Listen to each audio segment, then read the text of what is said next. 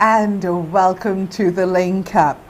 As usual, Peta likes to check in with you and to make sure that you've been checking in with yourself. How are you today? How are you feeling? Now, normally I ask, if you're feeling, a little chesty, if you've got a slight cough or fever, and that you should definitely let your doctor know. You may need to get tested, you never know. But today I also want to check in on your mental health. How's your self-care? Have you been looking after yourself? Have you been doing things that you enjoy? Things that bring you joy? Things that bring a smile to your face? It's so stressful out there. And so I want you to look after you, and I want you to stay safe and stay well.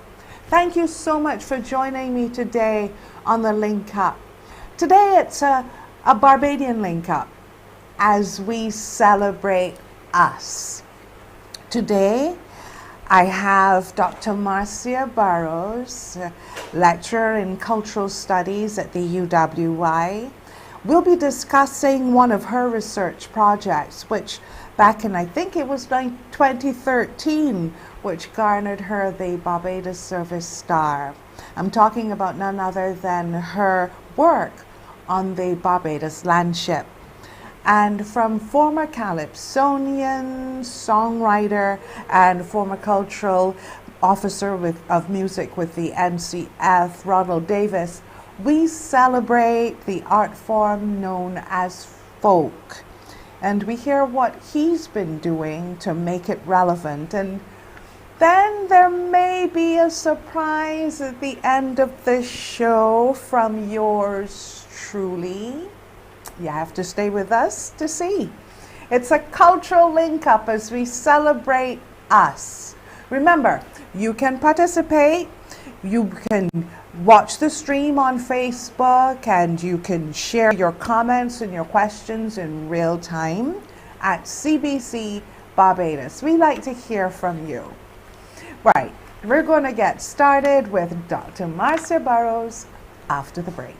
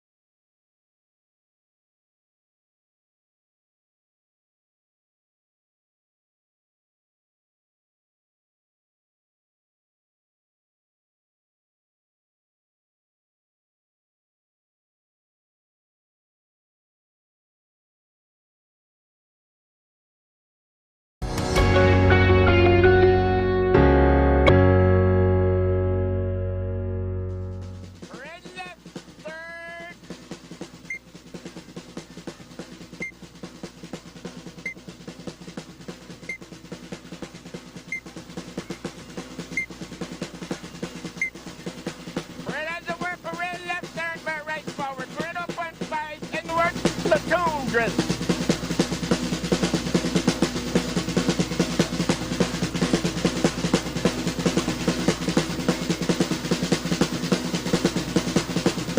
Right as the word, parade right and left, turn that right forward.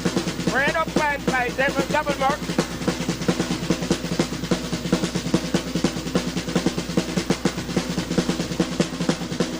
Parade right, third.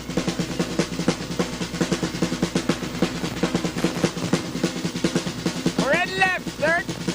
Parade by your right forward. Parade up and slide, then work. Parade breaking double mark, them in there, got slightly area.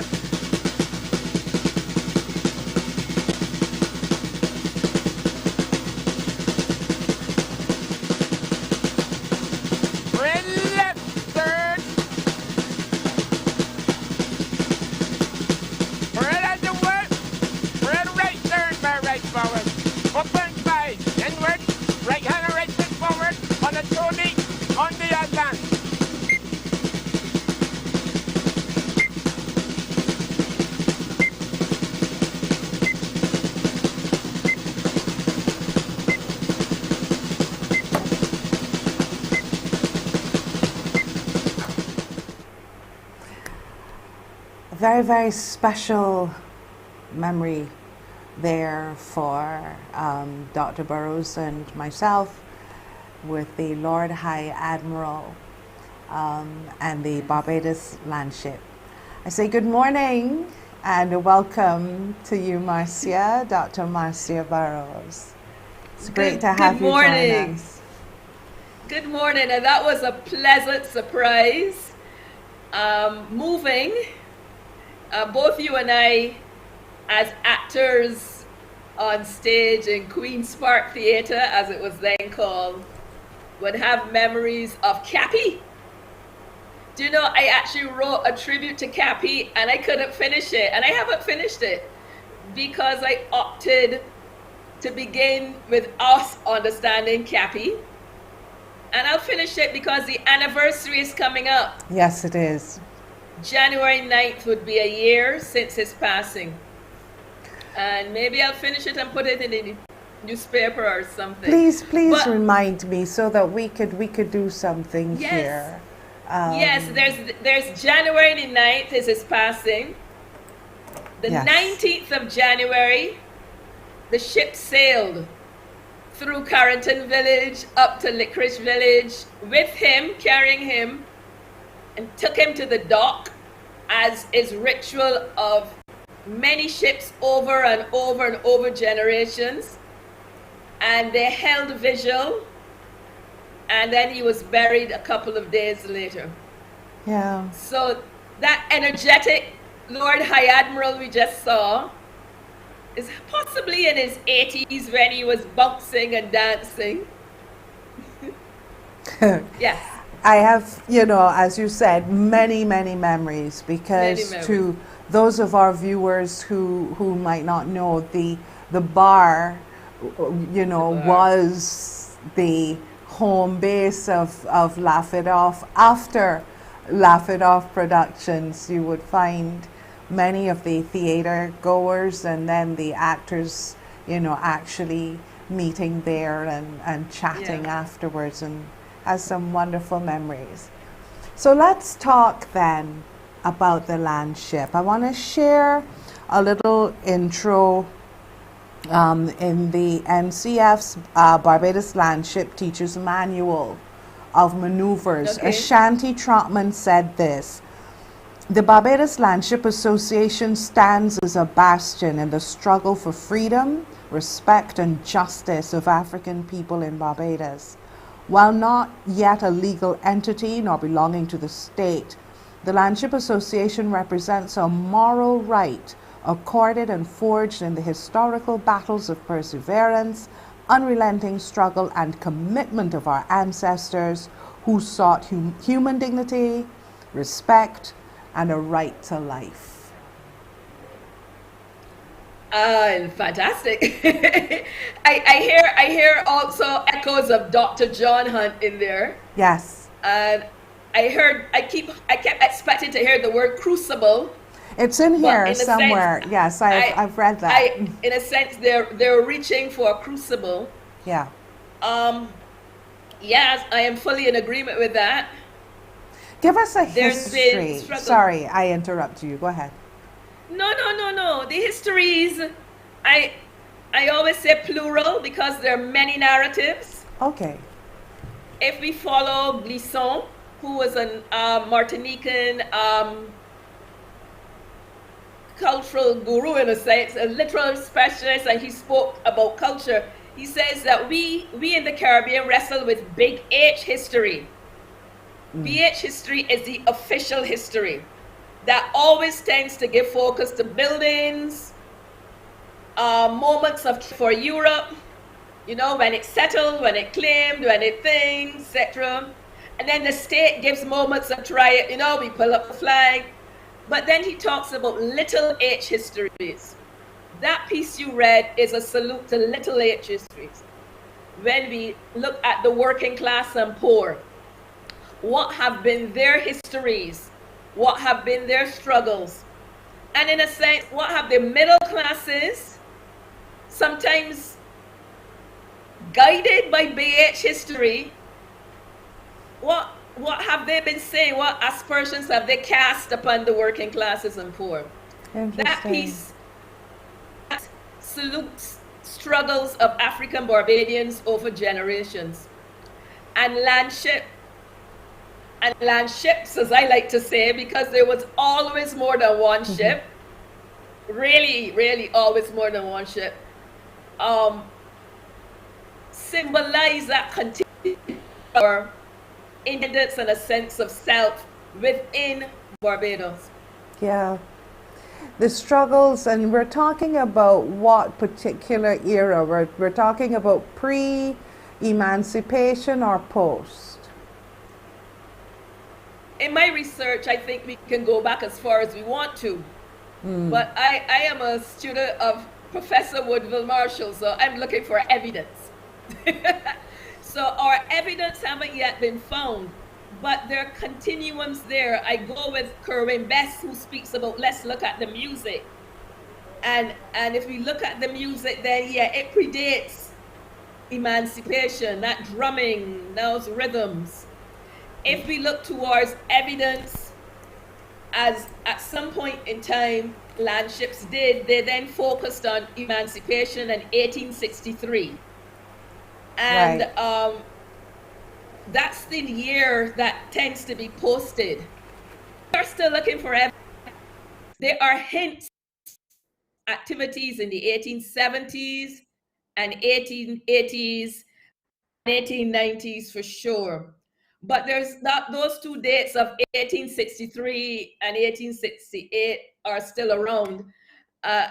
These narratives that we continue to speak to, I hope we can move on from that at some point in time. But that's where we begin.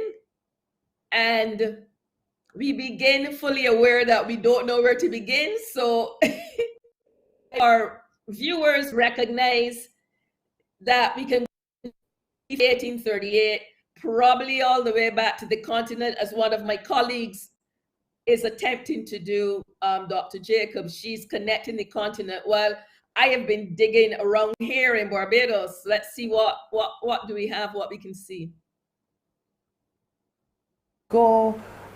Whenever we talk about it, we hear Moses Ward. We hear the name Moses Ward. And sometimes I am not sure if what I am reading is the whole truth, you know, and nothing else but the truth. I'm so wary these days and a little skeptical, so I always have to ask questions. Now, what I read was that he was in the Navy, and when he came back home, you know, he had this idea in his head, and, you know, he formed this organization, and it was more than an organization in terms of, you know, what we see, but it had to do with a meeting turn and so on. I know that there's so many passages and paragraphs and sentences that have been left out of those bare bones that I'd like you to fill in for me. Many years ago, I said in a publication that I go more with the word would.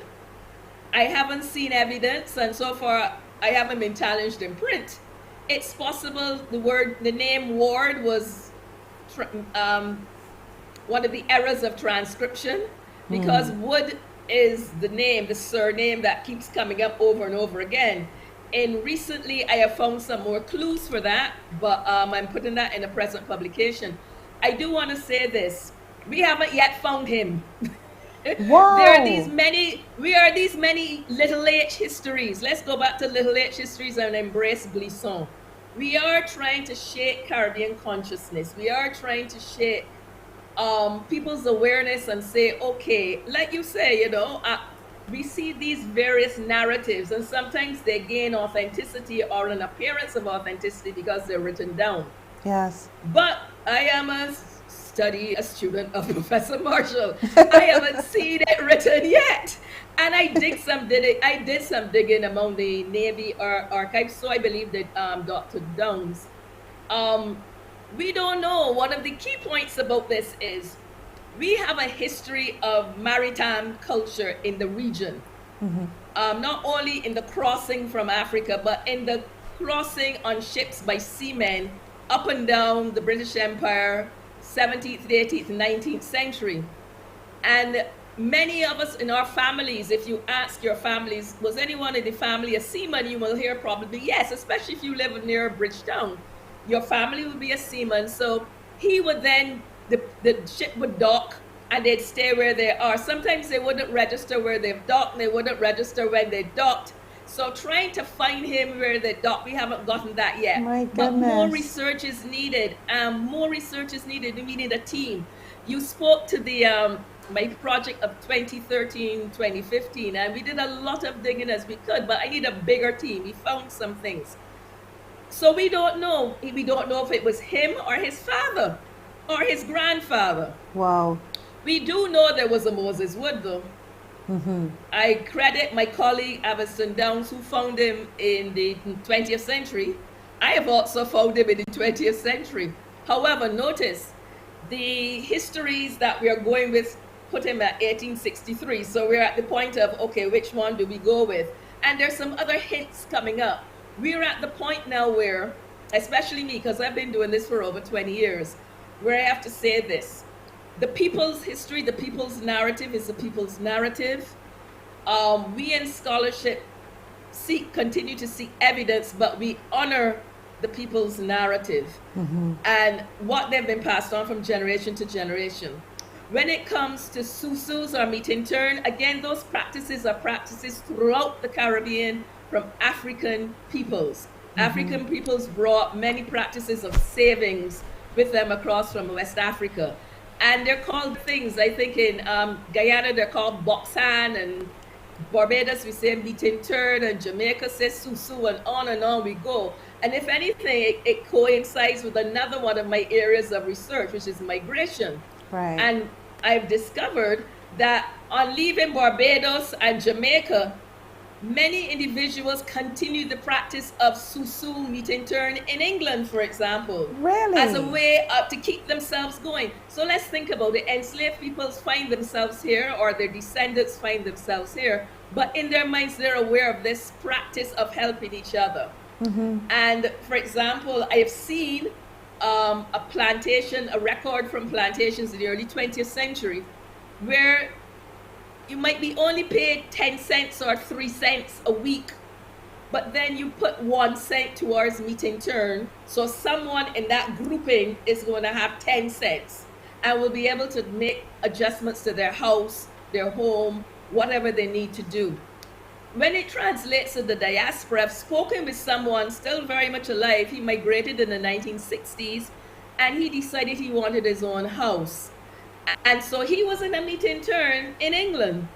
And this is what he arranged to do. He took the last turn and the first turn. So if the last turn and first turn combined with his savings, he was able to put a down payment on his house. That's amazing. Which he said he went into his front room and wrapped up in a blanket, and that's it, because he couldn't afford furniture or any of those things. Wow. But he was able to buy the house. And he told me the story as I sat in the house in the 21st century. Wow. This is the house. That's through amazing. a meeting term. So meeting terms is not specific to landship, but would have been used by members, because we're really talking about the working class and poor. Very few bits and pieces. But then they would have been able to put together and help each other. All right, we're going to take a quick break. And you see, this is what I love about whether it's the big history or the little history. The big H or the little h. The stories are all linked in some form or fashion. And we learn so much. We're going to take a quick break and we'll be right back.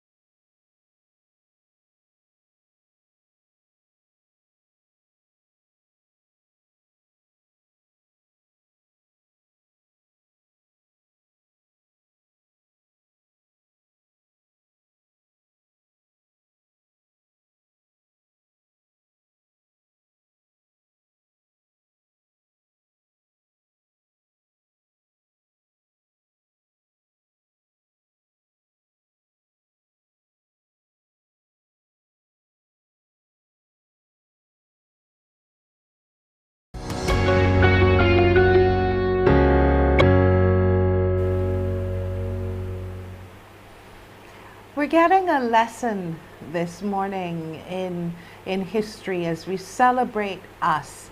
And we're looking at the Barbados landship. But Dr. Burrowes was just taking us on a journey. And it was a fascinating one, because here we are talking about a meeting turn back in, the early 20s or whatever, and boops, now in the 21st century we're in a home that was built on a meeting turn from those who traveled from here. So what else did your research reveal? Because I remember when you were doing it, there were some stories coming out of it, and I was trying to remember so I could put bullet points. And then I thought, no, I just have to ask her what did it reveal, and she would be able to share them. So go ahead, Marcia. Thank you. First of all, the research was funded in part, in a very little part, but we made money stretch, by the National Cultural Foundation. I was awarded $15,000 to pursue research on Barbadian masquerade with specific view to landships. So I had two research assistants, Dr. Alison Ramsey, who teaches at St. Augustine UWI, she's back here now, and Miss Catherine Merle, who was both of them were my former students. And we began, and they did thorough research in newspapers, etc. The monies, let me say, were placed at the Barbados Museum and Historical Society. They dispersed the monies, and so when Dr. Ramsey and Miss Merle came and said that these are 100 hours, they were paid. So that was it. One of the key things that happened was that the museum decided to create an exhibition based on our research, and the museum itself was awarded funds from, I think it's Sports and Games, which may or may not be functioning anymore, but to create an exhibition. So what did we find? In putting together that exhibition, I kept seeking a name for the exhibition, not just to say it's a landship exhibition. And I spoke to a gentleman named Major Brown. Major because he was major of a tuck band in St. Philip from a landship called the Duke of York that I had never heard of. So one of the things we discovered were a number of landships that were out there sailing in the 70s and the 80s with membership still alive. And in talking to me, he spoke of how he would start his tuck band. And it was this very complex series of commands where the navigator looks at the sky and looks around and says, how stands the weather? Wow. And once the weather was fine for sailing, they would sail. And I named the exhibition How Stands the Weather. That exhibition was shown at the Barbados Museum and then traveled around to several library spaces around the Barbados. We're trying to get that exhibition going again. What we also discovered were a number of persons still alive, and I hope they're watching or their relatives are watching, who formerly sailed with the landships. At one stage, there were over 20 landships in Barbados sailing in the 1970s. And landships then were mostly adults, very few children. Really? Adults and mostly men. So the landships of the 60s and 70s and 80s are men, and captains, men. So if you have 20 landships, you have 20 captains, more likely male. We found one female, which we didn't know of before. And she had memories, and we captured those memories as well. Other things we found the relatives of Commander Marshall, who is one of the most famous leaders of landships. And relatives were still alive, his sons and daughters were still alive, and we were able to bring them to the opening and interview them. So we have a number of those as well. I created a landship call and persons responded to it. So in 2013, I created a call saying landships are sailing. Were you a member of the BLS Devonshire, Cornwall, Iron Dew, Vanguard? These are ships from all over the country. And this is in 2013. And we had responses. One of my personal memories is a lady who works at Cave Hill, and she still does. She came and brought me an envelope this big and said, this is for you, and walked away. And I said, ma'am? She says, oh yeah, my mother was in the landship. And the envelope were pictures. I wasn't aware we could find pictures. So I'm hoping to revive and recommence. We found so much. The exhibition was 16 panels. And we worked with Miss Cummings of the museum, and boy, did she teach me how to edit. Everything had to be 200 words to the T. So after a while, I was writing 200 words without realizing it was 200 words. But we put these panels up, and one of the key finds was by Allison. At the time, I didn't quite agree with Allison. Let's speak about this openly. Allison wanted to seek the docks, because there are these docks all over Barbados, and we found quite a few. So on one of the maps, one of the panels, we created a map of Barbados, and Allison, in all fairness, Dr. Ramsey, she diligently mapped out the docks. There's just one problem by fixing a dock. A dock doesn't stay fixed. So suppose you're living in St. John, and you're a guy, and you met a lady from St. Michael. You'll pick up your house and carry it to St. Michael, i.e. dock disappears. Oh, so the house was the dock. The house was the dock. Oh, that's it. Yes, the chattel houses in these villages became the docks. Right. It's a land ship, okay? Just remember that. Yeah. It's a ship, and so therefore they're docks. And I've even heard sometimes the docks would have a Moses outside of them, a small fishing boat, just in case you didn't realize it was a dock. That's the dock. And so fixing docks is an interesting enterprise, but actually useless unless you can track the movement.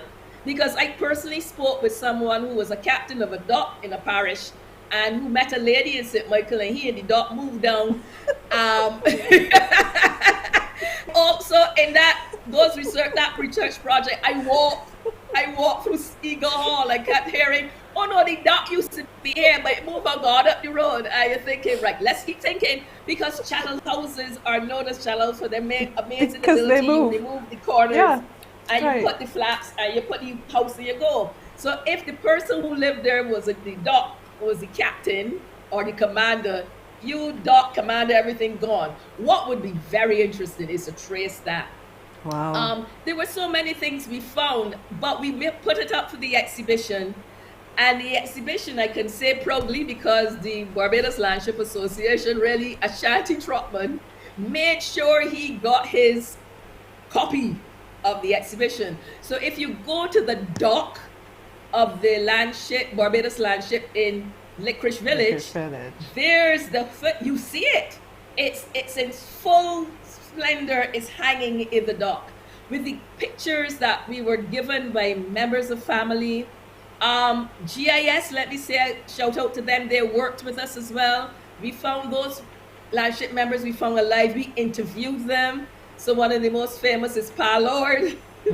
And we have those interviews, and we put those images all there for that particular exhibition. It would be wonderful for it to sail again. But it's called How Stands the Weather? And How Stands the Weather is one of the many, many calls of how you begin your engine. Remembering that in shipping iconography, an engine is the top band.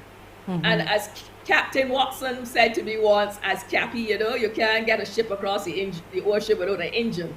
So the top band, the musical instrument, is its engine. The driving rhythms, the ancestral rhythms of land ships are there.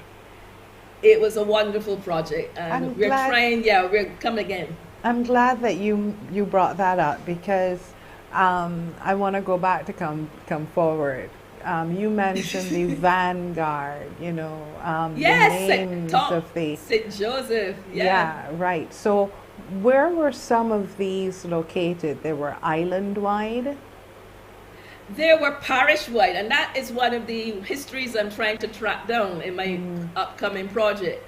The vanguard was in St. Joseph and still is. I believe a modern vanguard was raised a few years ago. We had heard it was sailing, and actually at a meeting a couple of weeks ago, I asked, is that vanguard still sailing? I have seen when the ship registered in the early 20th century, and it was registered as a space in St. Joseph, and then along comes this name Vanguard. So at some point in time, someone chose to name the space the Vanguard. Okay. And I have traveled during that same exhibition. I did travel into St. Joseph, and I saw the various spaces that the docks were. And there were persons alive who could talk to me about the docks. They were in their 80s at the time. So I do not know if they're still around, but it's wonderful. Sometimes a ship, Queen Mary, is one of the oldest ships, and that's always been associated in Eagle Hall. Still trapped. So I've walked a bit of that, and that's where we knocked on the house, and they said, yeah, the dock was up the road, but the body moved. So tracking the dock is interesting. One of the more famous docks is the Baton. So anyone knows the Baton, we're talking Carrington Village. We're speaking of the Cornwall, the BLS Cornwall. And if you grew up in Carrington Village, as did George Lamin, when I interviewed George Lamin, even years before this project, he had memories of these men and women marching and sailing through Carrington Village in the 30s, holding the stars, and this ship being very strong. I've spoken to a friend of ours that you know as well, Sylvester Jones, who also grew up in Carrington Village, and he remembers. He remembers the ladies, because the nurses sometimes would carry little scissors around themselves, so that the uniforms change. And this is something that we need to understand. I'm still trying to figure it out. even though physically ships have changed, no longer men, so our older images are of men, 100 men in the BLS Rodney in St. Philip, men between the ages of 20 and 80. In recent times, it's become men, there's been a gender change, and young women are really carrying the bulk of the ship. We have just had, with the passing of Lord High Admiral, and we are, I know they are thinking of an appointment, but it is not my purview to speak of what has been decided as far as I know. Right. But we do have a vice captain who is female. That might not have been heard of before. And in the 21st century, you might think, well, yeah, of course, you should have a vice captain who's female.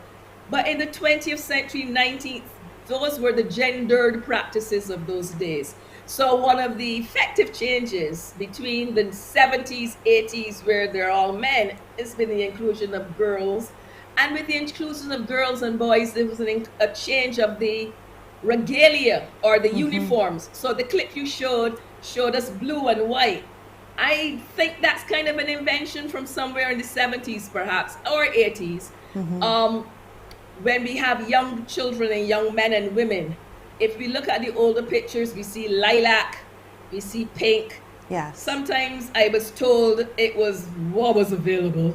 So there wasn't a rigid following. It's a wonderful thing. This is why I'm chuckling, because I'm not laughing I'm chuckling because that's just so us. You know? Yeah, it is what's available. Someone wants to tell us, look, I only find purple. You'd be putting all of these, like 100 years down the road, people are going to say, oh yes, and they wore yellow because yellow was this. And no, if you go back now in the oral history, it was all that they had in town that day, but that's why I'm chuckling. Yeah. Unfortunately, and what I always say to students is that meanings change. The meanings change, for example. So meaning is never fixed. I mean, Barbados is going through a change of meanings now. But meaning is not, identities are not fixed. So there's a text that everyone who does history or culture understands the past is a foreign country. If we're going back into the past, recognize that it has gone, it is the past. We will look at what we find and we will try our best to interpret. Trying not to be in the 21st century to understand the 20th or the 19th or the 18th or the 17th. So even with land ships, one of the, we are very aware that the current meanings of land ships are themselves quickly changing, that what happened since the 80s and 90s or even the early 21st century with land ship was a change. One of the big changes is that the major ships stopped sailing and it became one ship, a combination of several ships into one ship. Okay. However, from our research, we would meet individuals who would say, we still sailing, but we on dry dock, or we were sworn in. Right. And so there are individuals who will still say their old allegiance to the BLS Indefatigable, or the BLS Rodney, or the BLS Victoria, or the BLS Vanguard.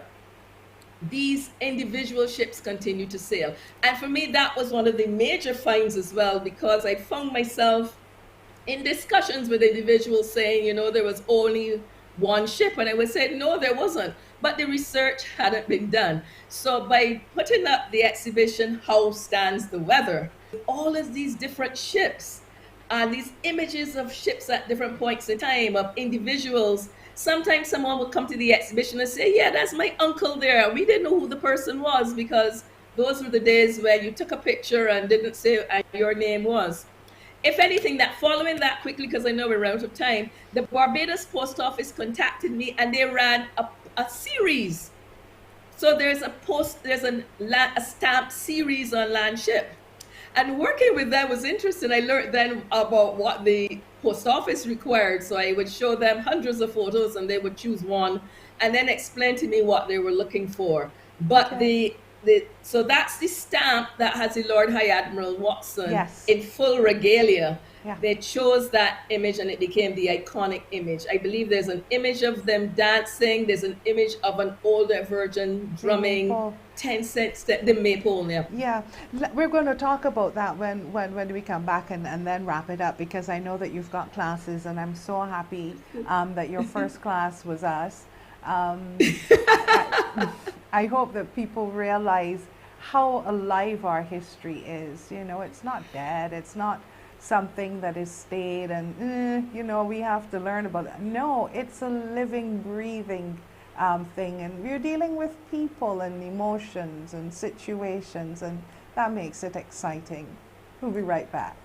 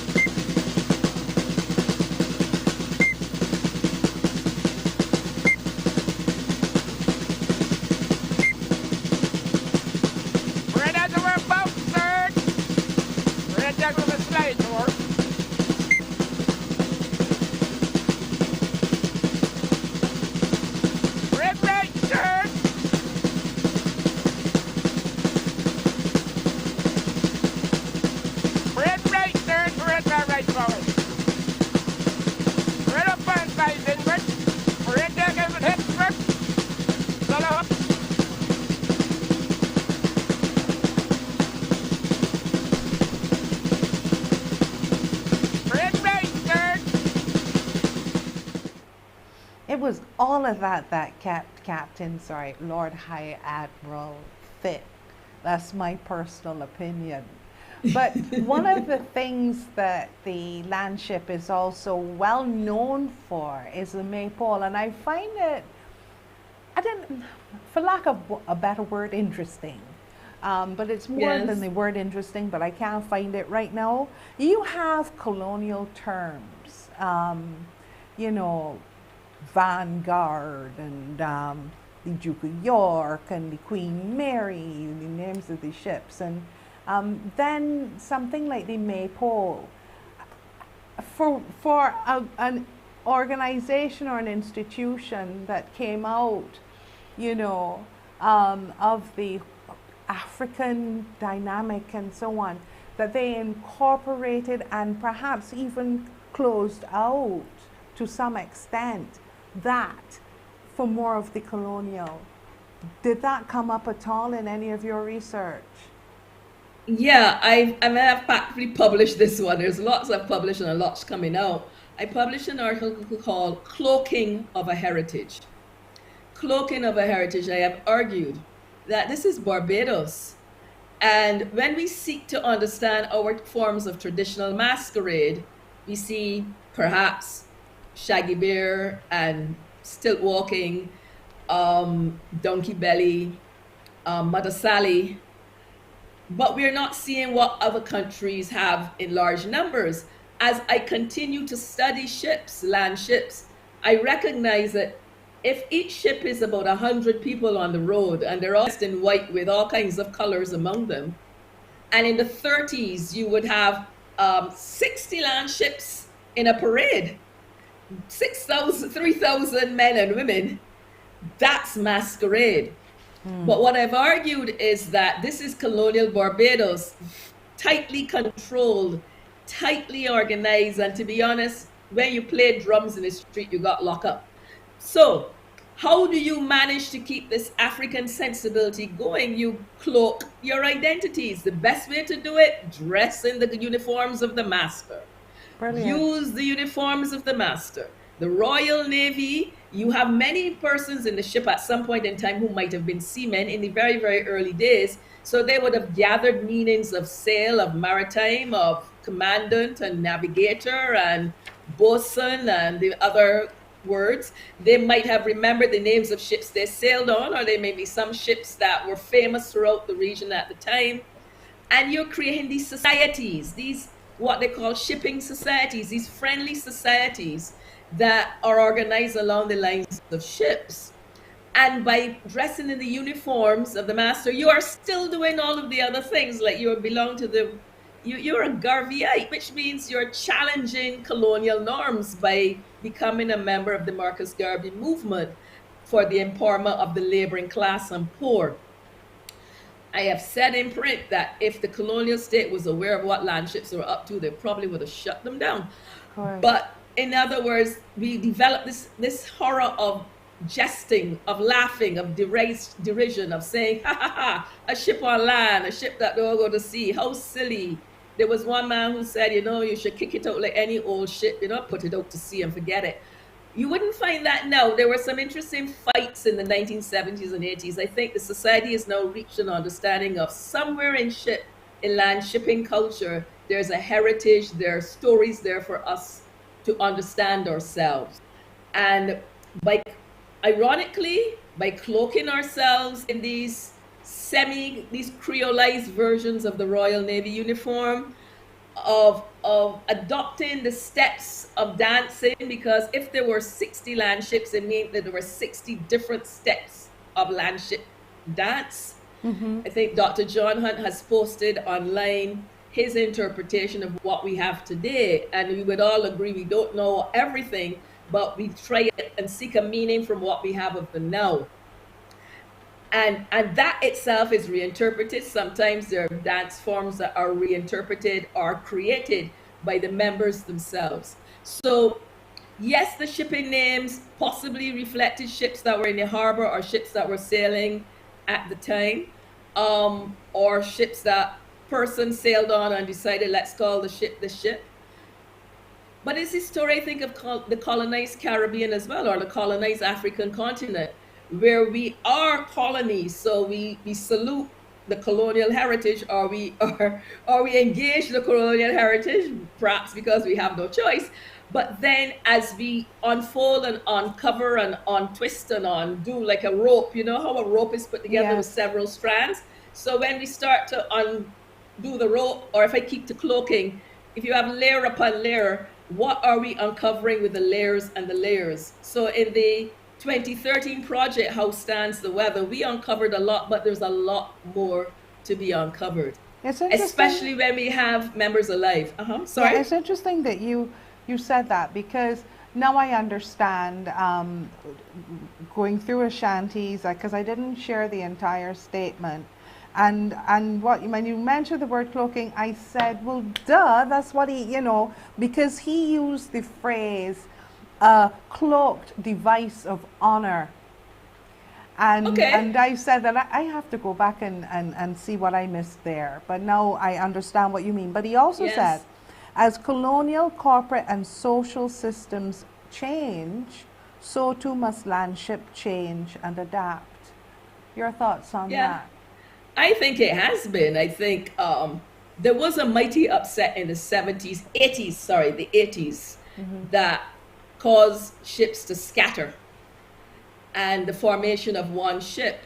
But that ship kept going. And if anything, when I watch the clips you're showing throughout this program of the children, of the girls dancing with the Lord High Admiral, there's the younger generation learning the heritage from the older generation. So Admiral was in his 80s. Captain Graves is now, I believe, near the end of his 70s, probably going into early 80s.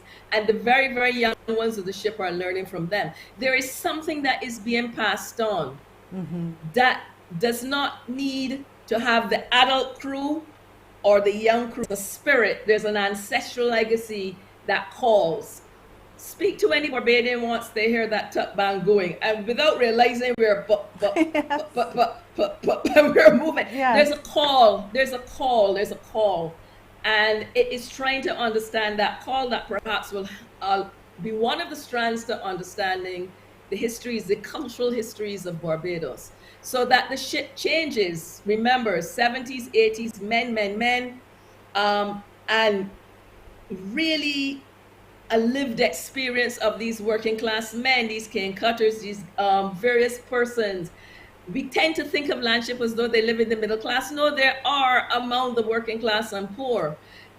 I know the present ship still functions in a way as a friendly society, ensuring that the juniors of the ship have their bus fares, have books for school, have their uniforms, everything. That continues. There's some spirit that continues. It's finding evidence of that spirit. How stands the weather then in the future? How stands the weather?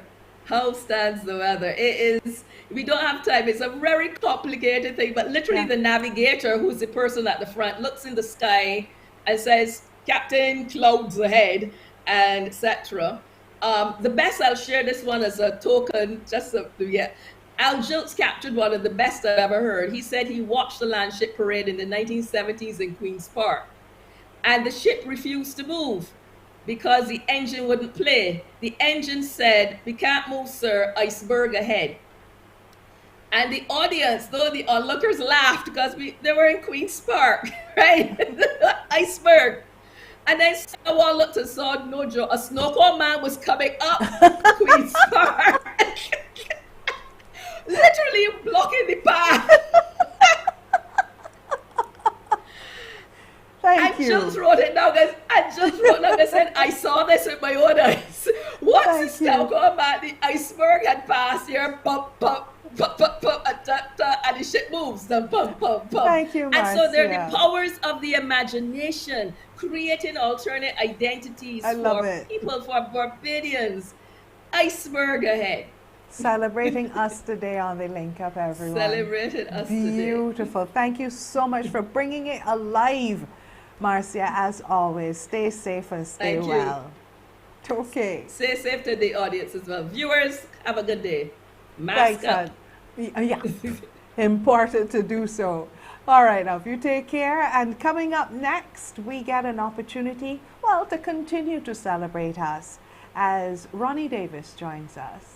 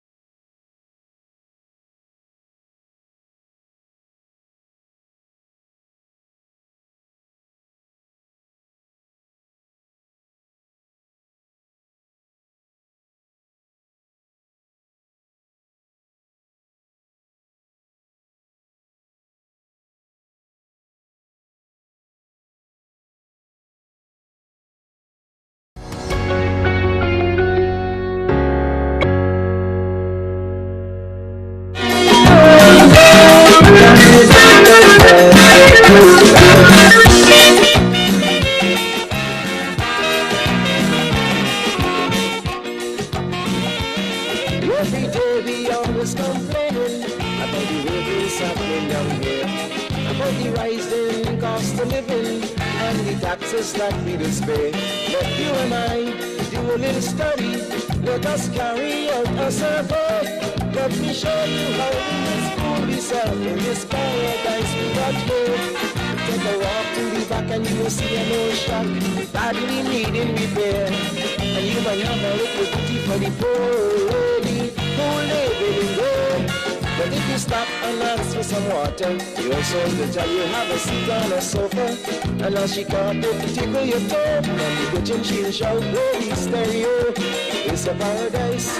This country that we live in. When we compare with other countries and how them people suffering.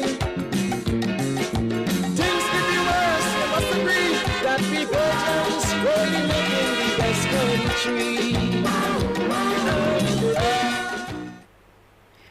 That is one of the calypsos that we thoroughly enjoy, particularly at this time of the year. And I thought that it would be really appropriate, since we're celebrating us, to chat with Mr. Ronnie D. Davis. Now, Ronnie is so many things. He's a folk aficionado. He is a songwriter. He's a vocal coach. He also is a musician. He teaches people how to play the guitar. He was the former cultural officer for music at the NCF. So, hello. Many hello. Hats. Thank you so much. Only one today. Only one today. Ronnie, we're celebrating us today as we approach our 55th birthday. Yes. When we look at the Good music, morning and welcome. Yeah. When we look at the music, Ronnie, and I'm not talking about any other genre right now other than folk music, because I think that folk music is like, for me, the griot, the storyteller, you know, of our past, of our culture, of our history. And it's almost as if it's fallen by the wayside. It's only something that's kept now for visitors or when we have special events. I want you to go back and give us a little of the history of folk music. Okay, thanks for having me on. Let me start by saying that, and good morning to all and sundry. Today I'm only wearing one hat, as you can see. I want to say that you have to understand what folk is in the first place. Actually, I would say it originates in traditional popular culture and focuses mainly on our experiences, the experiences of people who years ago would have enjoyed, for the most part, little ditties and so on, and through families and small social groups, this kind of music, folk music, is being exposed.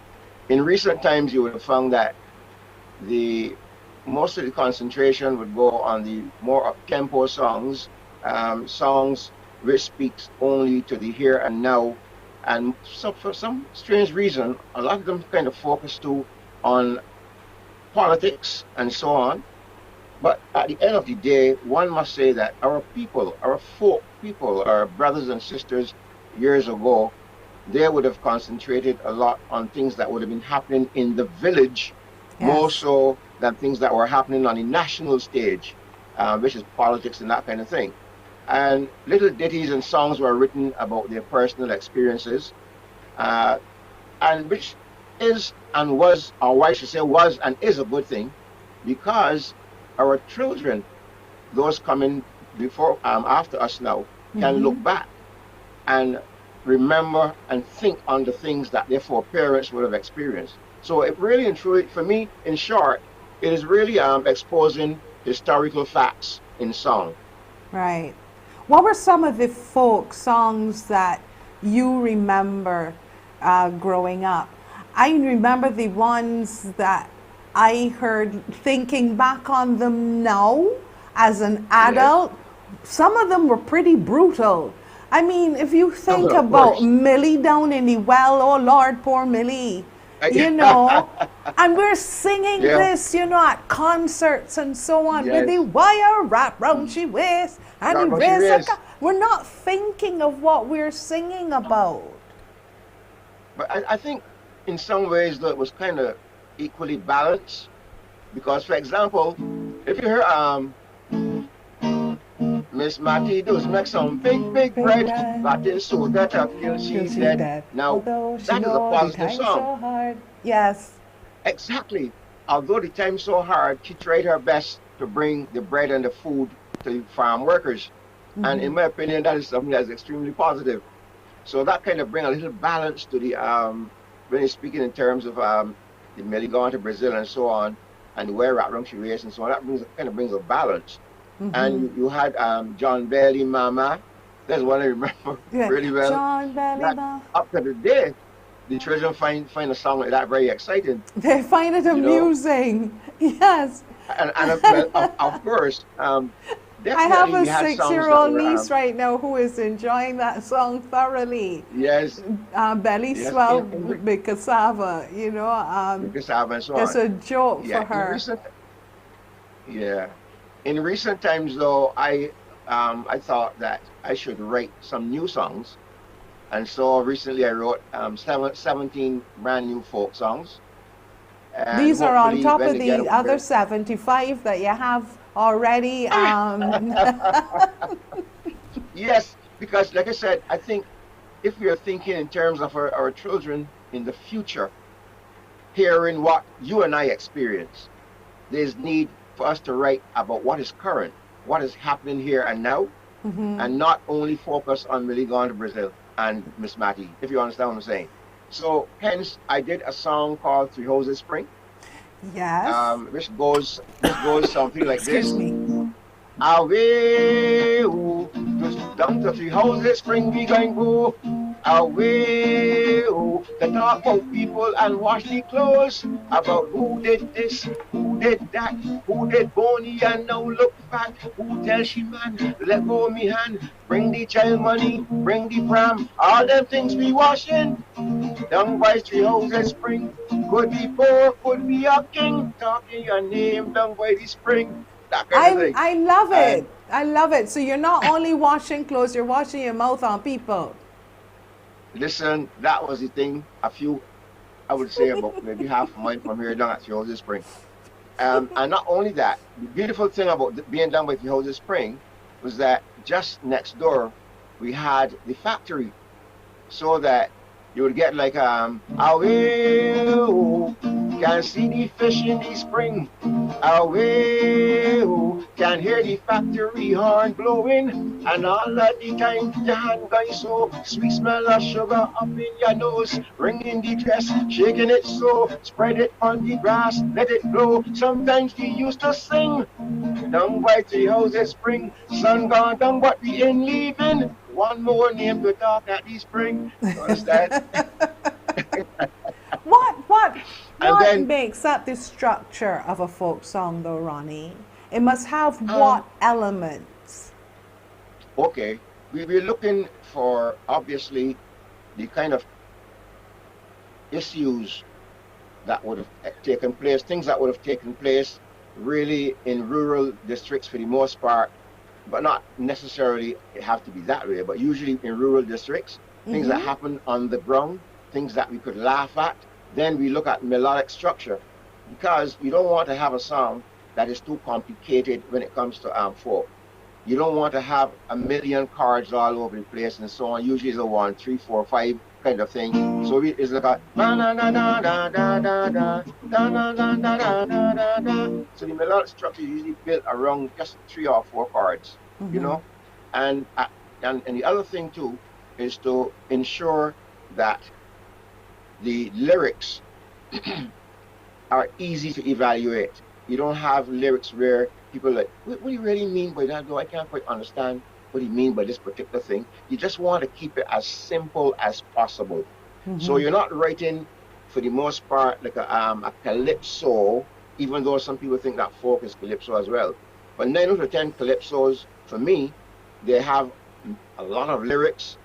Phrasing is different. You attack differently to me because you have so much to say sometimes in one line. Where for folk, it is kept reasonably simple and not too complicated. And there's And you ensure, also of course, that. repetition of Sorry. something. There's also repetition of Um, something in some form in there. yes. There's also, yes, because you want to, you see, when things are repeated like that, it kind of stays with you a bit longer. Yes. Um, yeah. And you things like our bus service, for example. Now, years from now, people will want to know. So we have all these fancy buses and coaches nowadays. Was it always like this? And for me to take you back, I'm forced to write a song like this. Oh, me really wanna see the bus a come around the corner. As the sun a feeling getting hotter. And the pipe behind a water. Oh, I feel me skin a catch a fire. And me tongue a burning hot like piece of nigger pepper. The load for me back, I'm getting real heavier. Still no bus a come around the corner. Now me body can't take it much longer. Before I fall, somebody give me piece of ginger. Me too, put on me back, getting weaker. Still no bus come around. And then you go on to expand. The wait was long, I wait all day. Had 350 to pay bus fare. You're real lucky gal, it in Friday. Would I feel like getting home next day? I really wanna. And then if you really want to bring it now real local and home to the people, you look at what kind of bus service that we had, what buses they travel on. So you get a change like College Savannah, Sergeant Street in Hannah, bus at all since 10:30. All of this time I'm still in town, wondering when the bus going come. I really wanna see the bus come along around the corner because the sun of feeling getting hotter, and the pipe behind, that kind of thing. Simple so. And Wow. the folk extreme group, a new group we formed up here in Bladeslist and Philip. We perform all original songs at a show we had over 2 years ago, and I was happily surprised at how the people responded to them. They said, I thought we were going to sing Miss Maddie." That was the response. So they said, at long last, something new is happening before. Right. And since COVID came around the corner, we took kind of a little break, but definitely hoping that all will go well, very soon from now. We're going to continue doing our original songs and making people happy and enjoying folk music. And I'm happy to be part of the process to ensure that people really come out and enjoy and love the folk and so on. And if we think in terms of even our independence now, just around the corner, I wrote a song for that as well that is well appreciated, by most folk. This is a song named Celebrating. Can we hear a little bit of it after we come back from the break? We're going to spend some time with Ronnie D here on the Link Up as we get some lessons in folk music and who knows, learn some new ones and perhaps sing some old ones as well. We'll be right back. Definitely.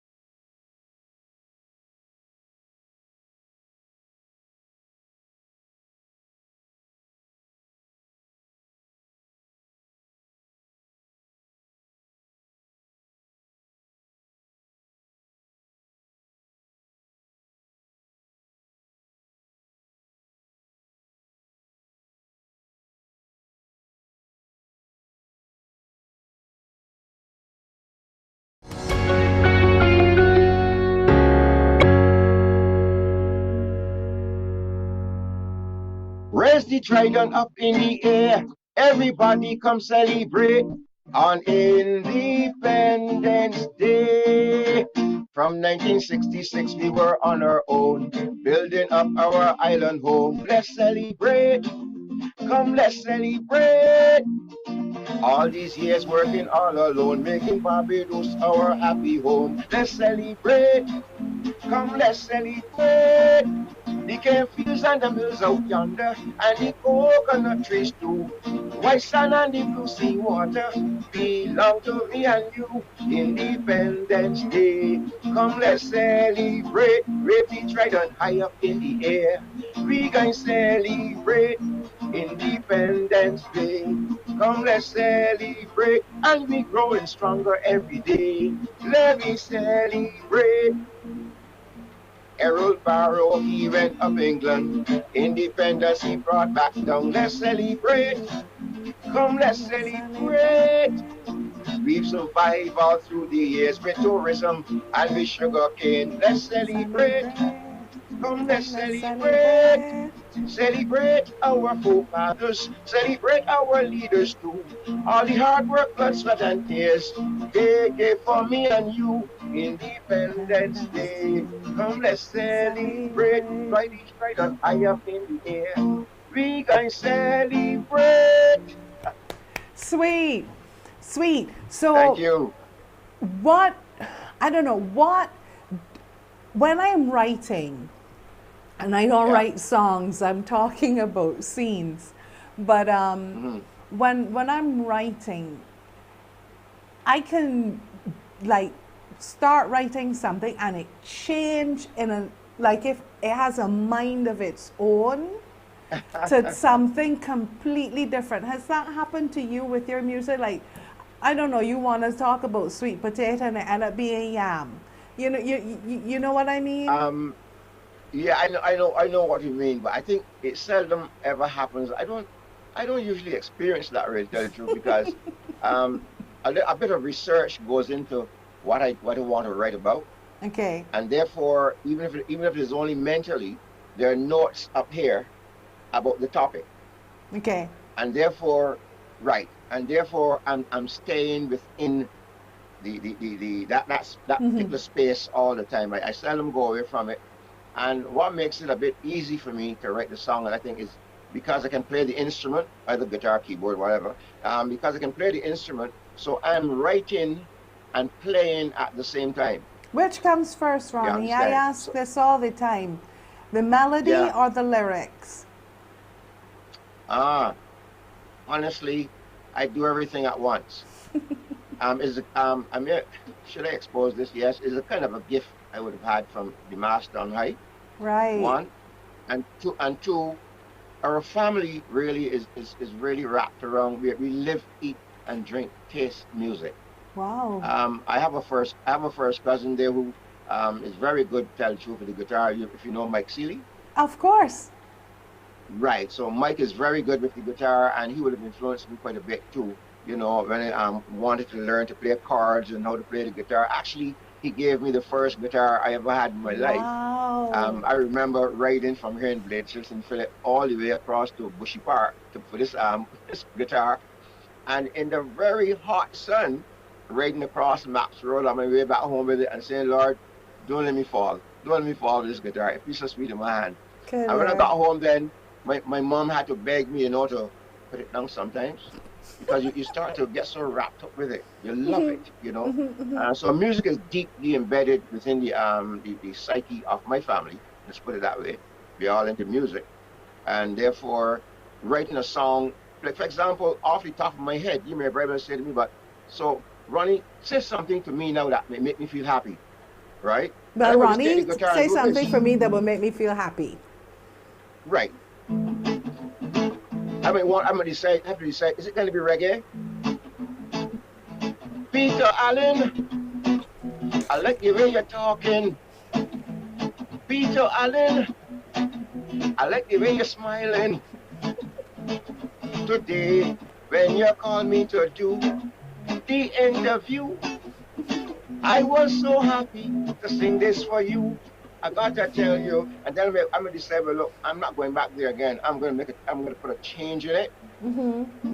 So I may go every time that I see your face, girl, I want to hold you around your waist. Every time that you talk to me, I got to tell you, girl, you're smiling sweetly. And I just go down the road from there, and that's it. Wow. Yeah, You know, I don't. that is a gift. That is a Yes, it is. gift. It is. It For is. You sure. know. I know I So did not call right. So him if I this morning to come and talk to me. I talked to him before. But no, seriously though, yeah. when with your family being so into music, did you all what? Sit down and play? Was there music that you listened to? Did you sing together? Ah.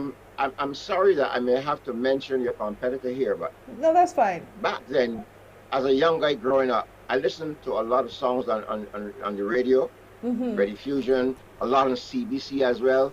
I always try to figure out things like even there was a lot of classical music back then, and I used to listen to the classical music to try to figure out why they're taking so long to bring in the guys with the violins.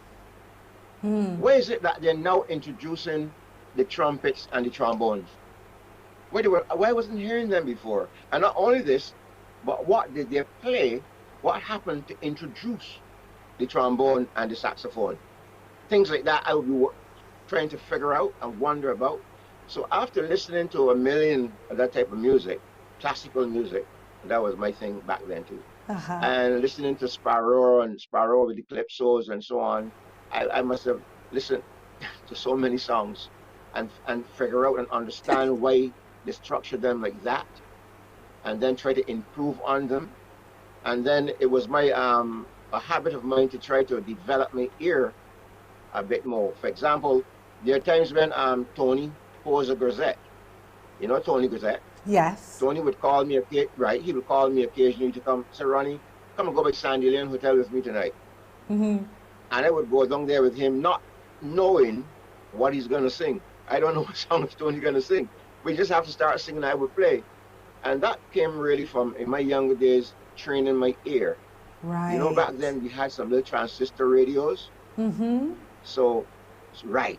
So it took me when I first started out something like 8 minutes to figure out what chords were being played in this song coming out of St. Vincent. And I would quickly change the station to, let's say, St. Lucia. And whatever is being played from St. Lucia, I must find what chords they're playing the song in, even though I don't know it. Things like that. And I find that helped me to develop my ear to the point then where it moved from 8 minutes, it is now something like a milli of a second. Wow. I don't even need to know what you're gonna. I don't need to know what you're gonna sing. Just sing, and that kind of not only developing the ear, but by listening to so many songs, it helps me and would have helped me over the years, obviously, to write songs. I would have written songs for Sammy Jane, Innabong, for those guys who went to finals with those songs and so on. I've written for so many people. Actually, I just finished a brand new one there for Tony Perza Gazette, which will soon be on radio. Love to hear A nice it. little lovely song. And then my biggest challenge, though, to be honest with you, throughout the years, my biggest challenge would have been in 1981 when I was asked to, because in 1981 we had Carrie Festa. Carrie Festa. Yes, and at Culloden Farm there is where we asked young ladies and young men to come to form the National Folk Choir. And I sat there on evenings listening to voice after voice to decide who would be involved, who we would take in. And we ended up with over 125 voices that I worked with. Took them to Codrington College to perform and all this. So that's just to say how deep I was in, singing and this kind of music for all these years. Is that something that we are missing out on, Ronnie? I think, people know my pet peeve when it comes to a national company, one which encompasses not only theater and music and art and dance, but folk, a national company. Oh yeah, I think we probably wouldn't have started a national company with music, because for the most part, it hasn't been a real popular genre like soca and calypso, for example. Um, Soca has that immediate effect because you dance faster to it. People like to move and dance, and we call it in Barbados, we say we walking up and thing. And that also, let me be serious about this now. Also, what you give to the people will accept over Well, a period that's of what time. I'm thinking. If 95% of what you're playing on radio is waka, right? If 95% of what you're hearing is the jamming and the soca music, and only maybe 1 or 2% of folk, well then obviously there's no balance. Well, what you're Right. also talking about though, and when I say music, you know, Yeah. less even the same classical music that you're talking about.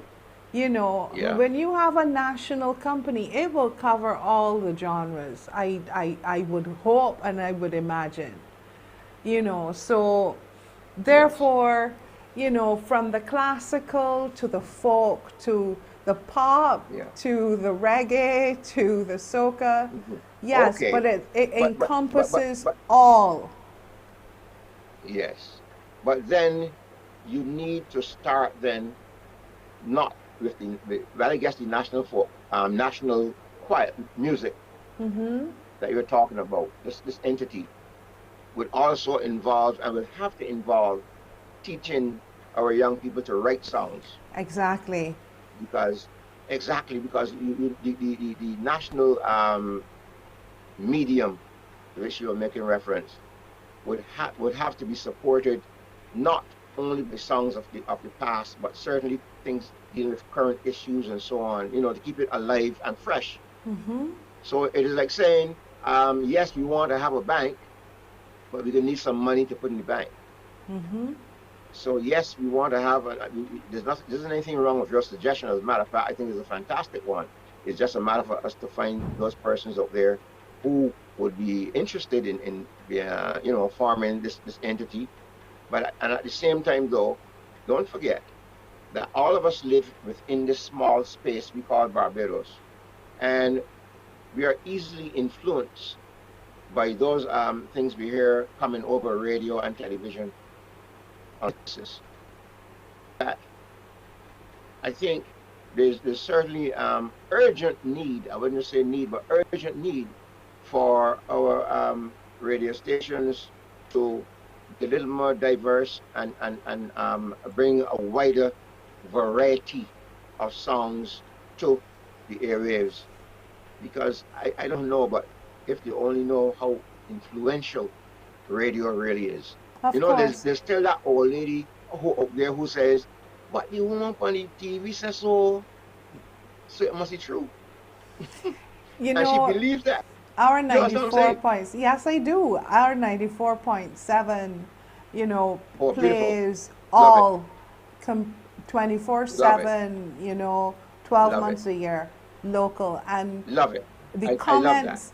comments that I chuckle at sometimes is when somebody says, wait, they had a song on a Bajan singing that. That is a Bajan. And so many creative Okay. and talented people performing Yes. different genres rather than just soca and so on, and are Yeah, I unknown. agree. Um, I think in our approach, and there's no serious indictment on people No, who work in these spaces, so don't get me wrong. We're just trying understood. to flush out a few things today. What I'm saying is that sometimes little history or to say in introducing a song, right? To say that is being performed by John Brown, who started to sing X number thing. He has written these songs, or he recently recorded this song and so on. we need to get a little of some facts sometimes, as opposed to we play the song and move to an ad. So Or we another sure, song. or another song, right? So we sure who actually sing the song just now. And then the other thing is this, which is even a little deeper though, a little deeper. And this is something that if I'm doing a workshop, that I deal with quite often, which is so important. How do you discover your own voice and who you are? Interesting. You understand what I'm saying? Let me explain. As opposed to trying to song like an American singing this song, as opposed to trying to song like somebody else and not you. Because that other person will always be number one. So I don't have a problem with people coming out and singing, doing karaoke and so on.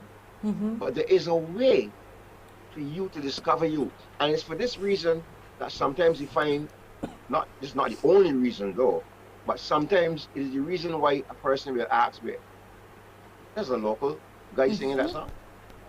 Well, that's out of America though. You sure? And then because maybe the announcer didn't explain and give the usual intro or outro regarding who's the person performing the song and so on, the person goes away and then not being so sure. But 94.7, which is doing a fantastic job as far as Ronald Davis is concerned, and I say that for the world to hear. Yes. 94.7. In my opinion, what 94.7 may need to do is to let the world know that, hey, there's a station here playing all Bajan. You understand? Because I don't think it has really hit home yet to people that look. And there's a station, there's all local stuff happening here. There's the Bajan thing happening. I want to see a few more ads on TV saying so. Okay. You know what I mean? Yeah. I want to hear, I want to feel, yes. Because some of us know, but it needs to be expanded on a bit more, I think. Yeah, from alternative rock to rap and, reggae and so on, and all by local artists. And, the technology is amazing. Right. So, yeah, they can play on any station across the world, and hold their own. Nice. So, for sure. Exactly. But I like what you say about in your workshopping, asking about identity and so on, and can they answer that when you ask the question? I'm going to take a quick break and I'm going to come back and hear the answer to that. Okay.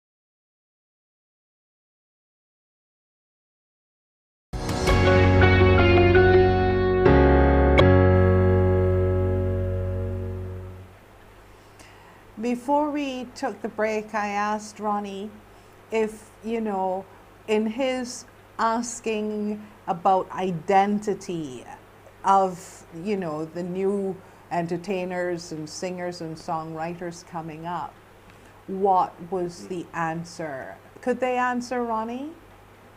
No, they don't. I think, you see, what's happening is that they're so influenced by what is happening on radio, television, social those media. mediums, social media, exactly, the cell phones, whatever, that they don't take time out to think about who am I And why am I doing this? For example, you have youngsters coming to my studio to record songs. So a guy is singing a song, and it may be reggae.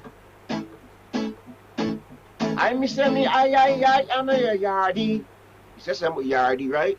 And my question to him is, so when you say yardie, I know it's a Jamaican thing, but what do you really mean by that? Can't answer me. He doesn't have a clue what yardie means.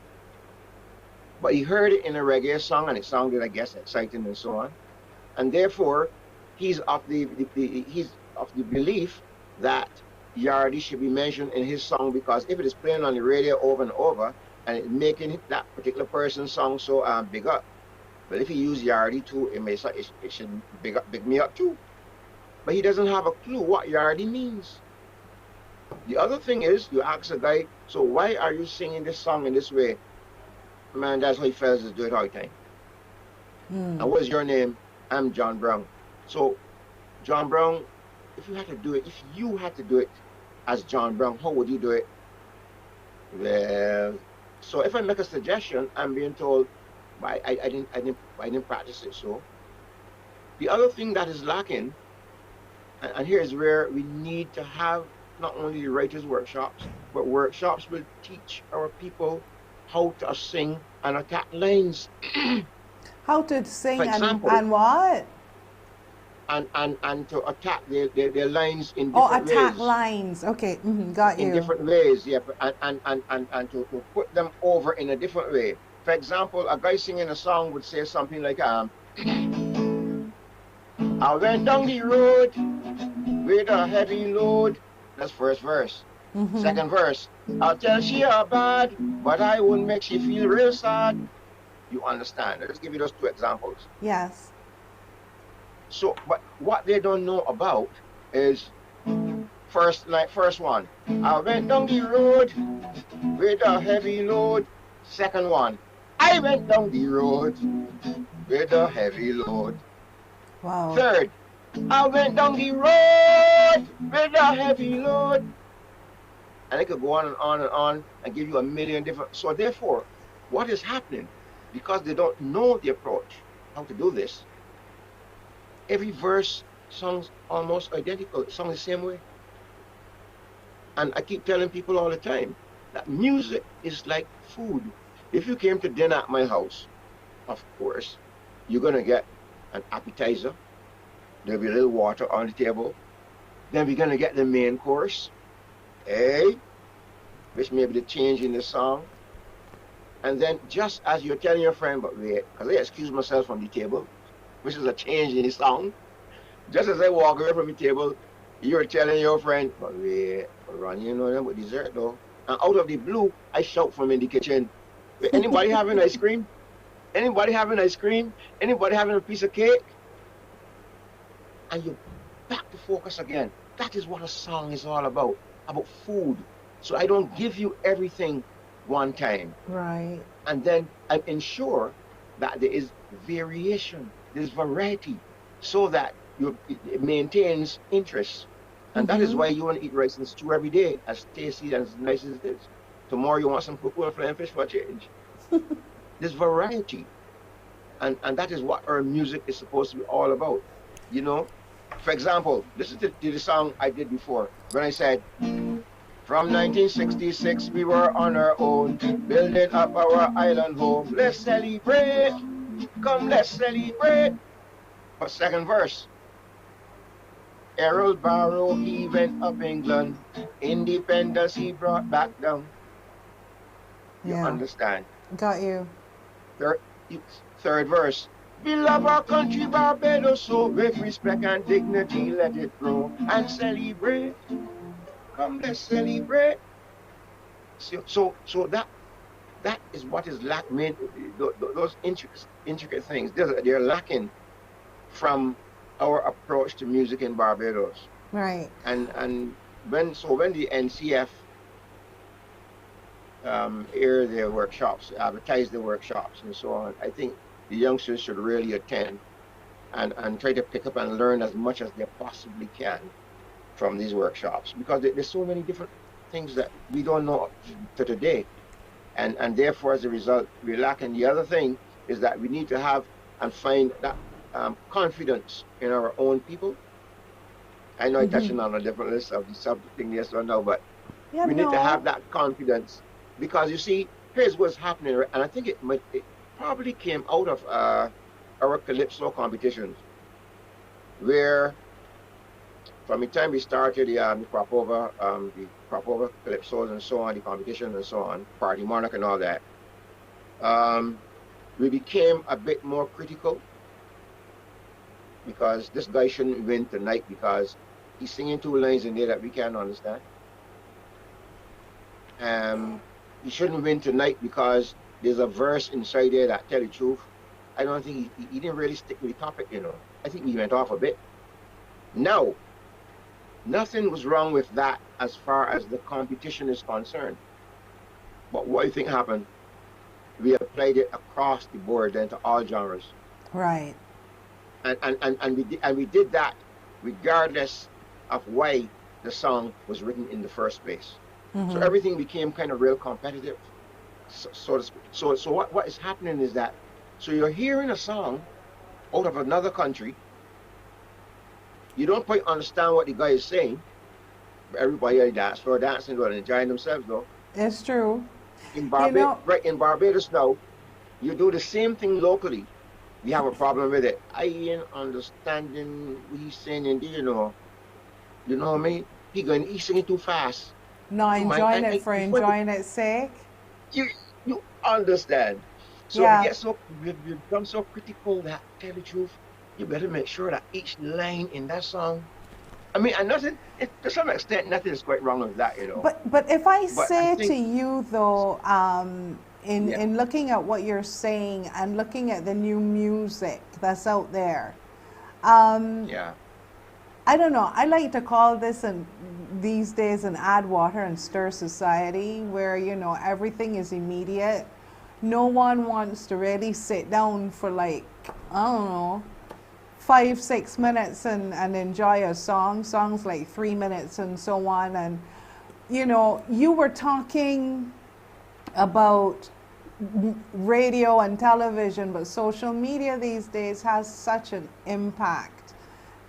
TikTok and so on. There are songs you have YouTube. You have songs out there that have reached across the planet. I'm thinking about, well, I guess I can say about the Boxy so brawling. I mean. No, and you want to know something? You know something? You wouldn't believe that he's related. Anyhow, continue. He's family? Okay, so you weren't kidding when you said that, but it has gone like wildfire. I saw an interview with him from a guy in New York and so on. And that I think he went to London as well. Exactly. I saw something on what was it? It was TikTok from China. Most likely. From China. So what I'm saying is that there is a way for us to get us as in Barbados out there. But actually you're making my point, and that is persons out there who enjoy that song, for example, they are not analyzing what boxing mean. They're just enjoying it. Who big, who small or who medium size. You understand what I'm saying? Yes. Behave yourself. But you understand what I'm saying? So the thing is, 9 out of 10% came out to enjoy themselves. And I think we need not to overstep the boundary, but we need to get back to enjoying music and not critiquing every single word. For example, that same song you were talking about, how many people would have partied to it in Barbados? Maybe the younger set.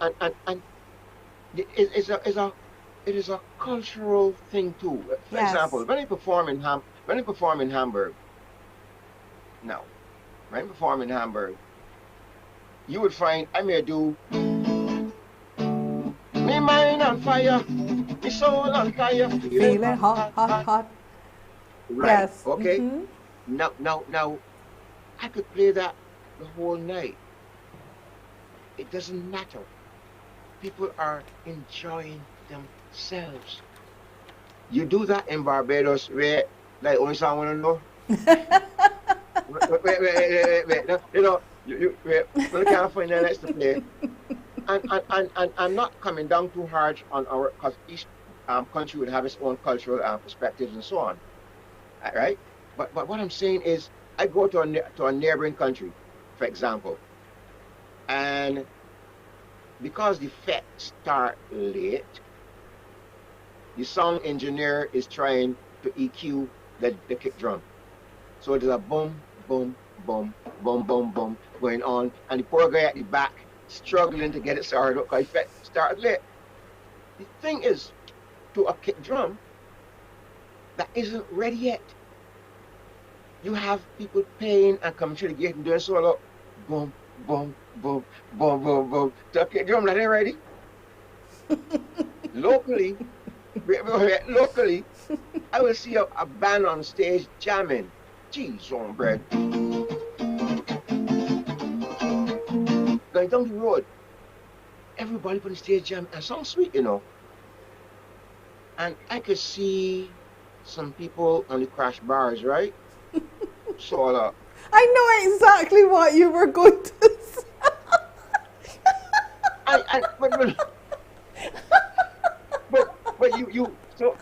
You want, now I know that like I said before, our cultural views, perspectives, all already. No. I know that our views it varies from country to country, right? But something about that tells me wait, but the guy's playing sweet, the music nice. I love it. I don't think I'm the only person in here hearing this thing, right? My friend who recently interviewed me on SIM 94.7 Youngblood is on stage jamming. How on earth are you hearing this thing?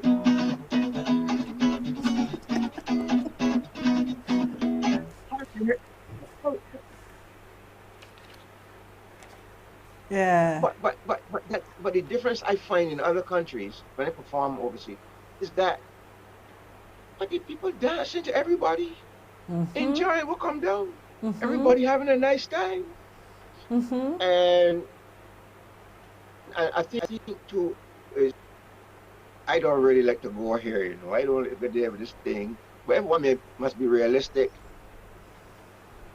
We seem to have a problem too with appreciating, you know, our own Yeah. to some extent.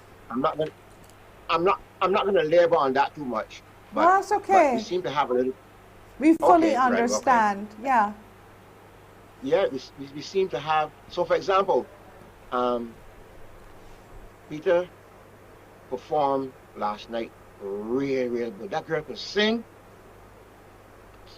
but she could wear a different pair of shoes though. You get where I'm coming from? I would love to hear that Peter can sing and sound real sweet and leave it there. But we are the Anyhow, enough of that. masters of the backhand compliment. I'm sorry. That's just, man, So when we're it comes to good at folk doing music, that. That is right? celebrating who So to we come to, are, Ronnie. Let's just take a quick break so and let's come back with that. nice. I share a Alrighty. smile with you after that. Thank you.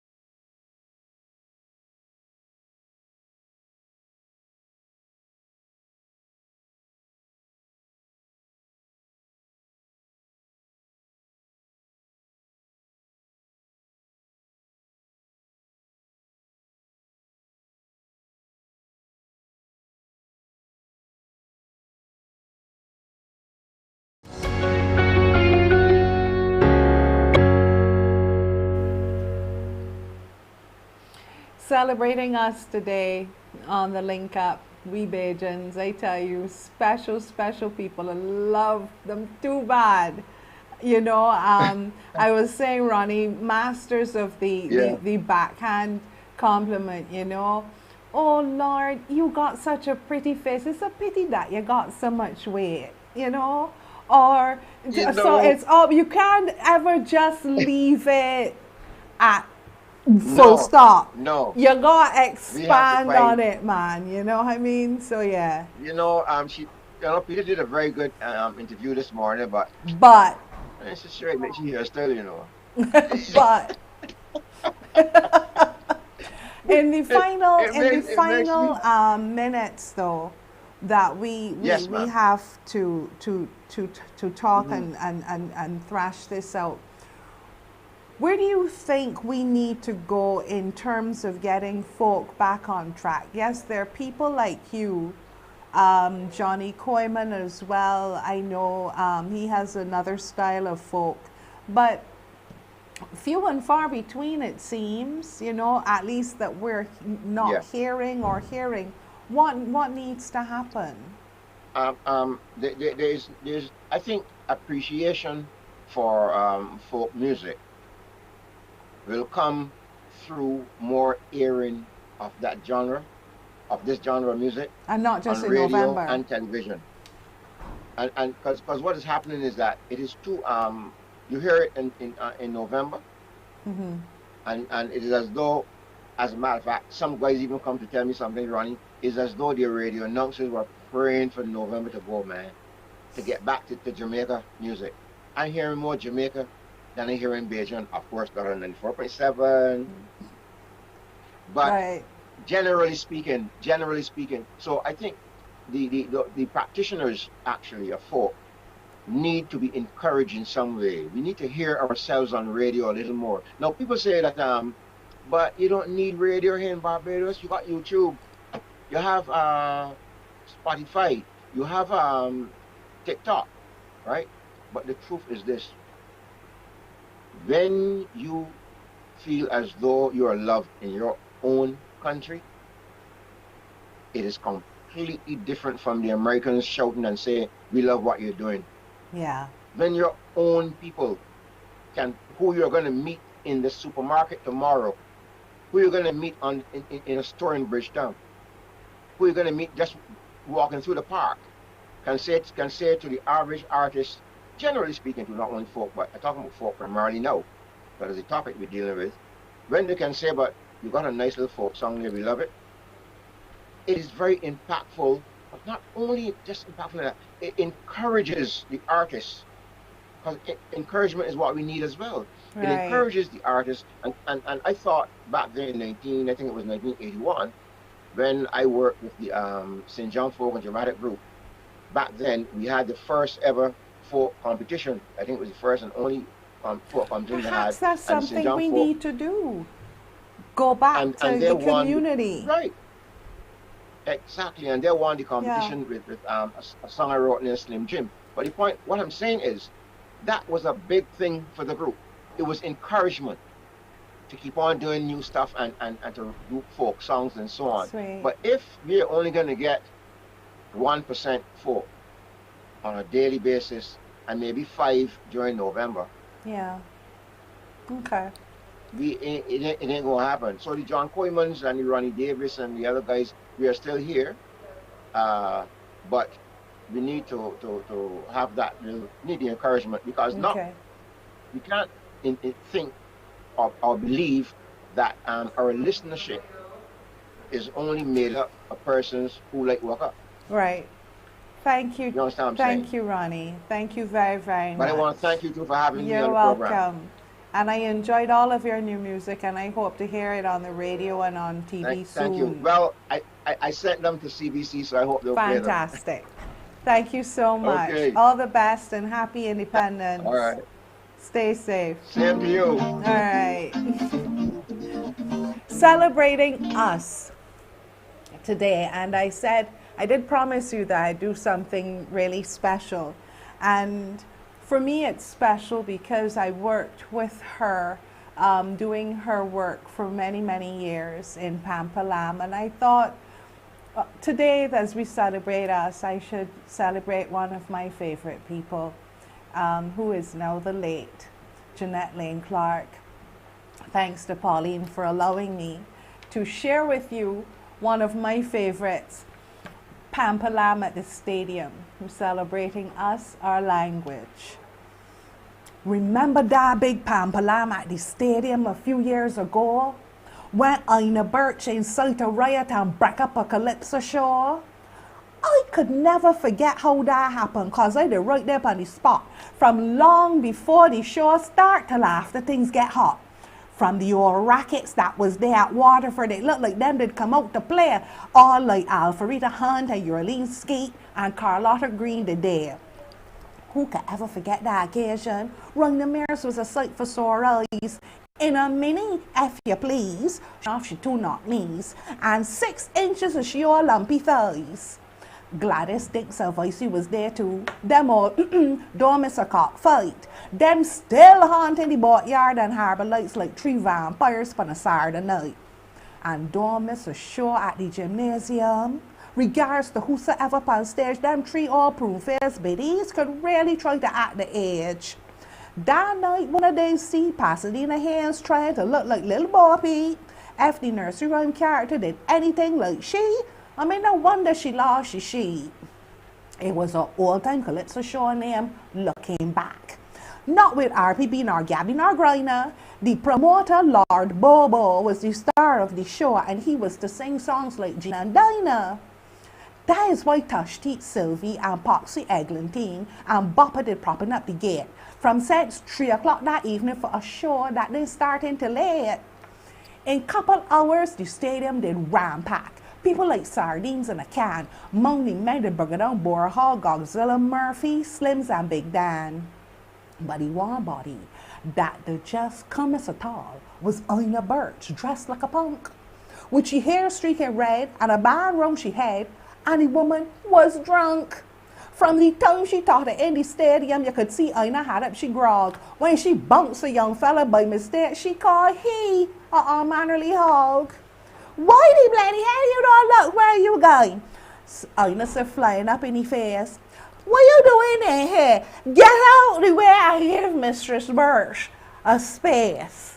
With that, she shoved the young fellow one side, trying to steady herself by her feet. Then she staggered across the grass like a jackass and plopped herself down in a seat. By then, the show did done start. The music was kicking for sore. Stella Hunt was trying to control herself, but without warning, sudden sore, she let go. Now you know Stella bossy like a back door. When she walked, don't think it don't move. So you could understand what was happening when Stella said she get in the groove. The sweet soca beat like it had she a heat. The woman didn't know what to do. So she stand up on the chair with her 2 hands in the air and start walking up like a corkscrew. Elise Mop and Perlita Padmore begged Stella, try and behave. Cause the way the old Sabunda was getting on was like somebody completely depraved. Soon more people that doing real Dixie, them did convince themselves that was a fact. Jammy was at a height, but all up in midnight, Lord Bobo didn't show up yet. All the time the band was playing, the MC was saying the best was yet to come. But little did he know where he saw where the best is supposed to come from. For all we know, Lord Bobo, alias Odwin G. McPherson, could have had stage fright, but for the whole night, he was an invisible person. With the liquor in she had, Ina suddenly get dragged. She stumbled to the steps of the stage. The MC retreat about 10 or 12 feet. As she moved, he'd tried to gauge. Ina put herself in the spotlight when it announced that Lord Bobo had the flu. Before you could blink, she started cursing stink. She hollered out, "This is Bamboo!" With Lord Bobo that organized this show, let me spy that whole waffle so. That man looking out to get rich? Well, I want back my money? No. Time Ina saw. A rock stone did throw and Godzilla had a technician make up. Brigadon fell a stone at the main microphone and Stella screamed out, "This show break up!" Well, from then I bounced straight for the exit. I just didn't want to witness the fuss. I took off like a cloud, knocked me in that road. I hear rabbit can see me for dust. What happened I hear for glycerine, and that gypsy busy like Babsy Tate. It appeared that things to get rough enough when he rabs outside right down the gate. Carlotta Gladys thinks of Vicey and that other fire Kalash Merle.